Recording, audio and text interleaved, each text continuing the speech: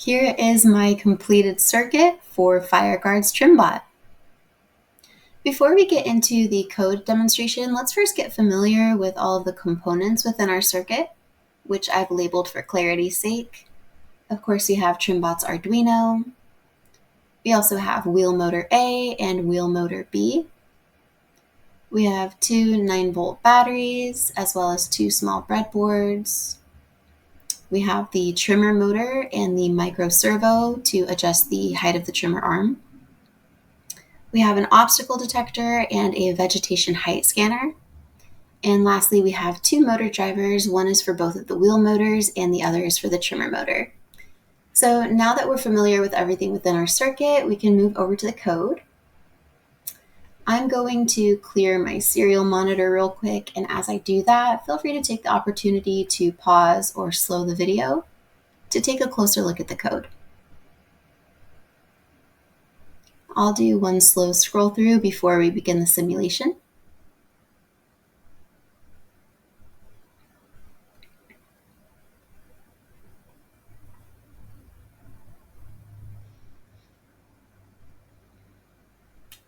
All right, I'm going to bring my serial monitor back up, and as I begin the simulation, try to observe any motion and movement that you see within the circuit, as well as pay mind to what is being printed over here on the serial monitor so that we have a better idea of what TrimBot is getting up to. All right, let's begin.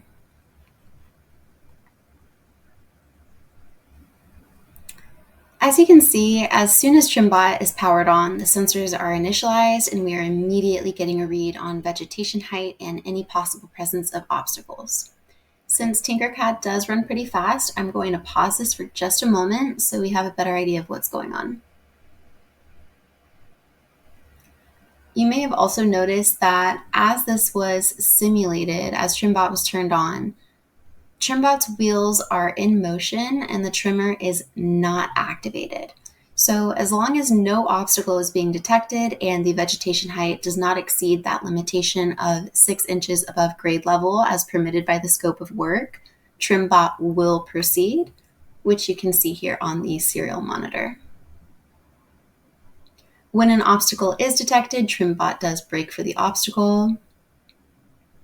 When there is no obstacle and the height is not exceeding, TrimBot is proceeding. I'll begin the simulation one more time so that we can see what happens when the vegetation height does exceed the limitation. As you can see in that case, when the height is exceeding, TrimBot is braking to adjust its arm, activate its trimmer, and begin trimming. Once the trim is complete, the trimmer is then deactivated and the arm goes back into its initial position for safety, which is demonstrated by the micro servo.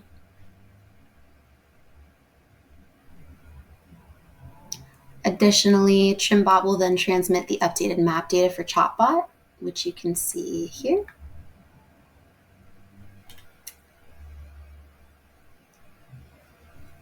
Another time that you may see the wheel stop is when the obstacle is detected.